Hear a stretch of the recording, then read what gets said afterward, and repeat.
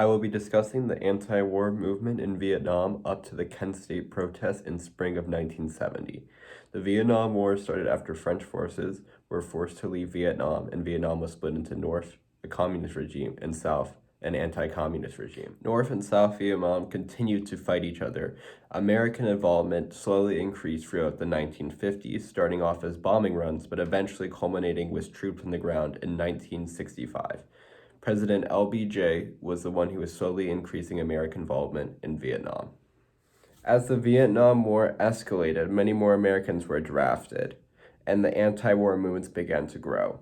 In the 60s, involvement in Vietnam was much more popular. As the 70s came in, counterculture and anti-Vietnam War movements really began to pick up steam. One of these events that helped change public opinion away from the war in Vietnam was the Kent State protests and the resulting massacre from the National Guard.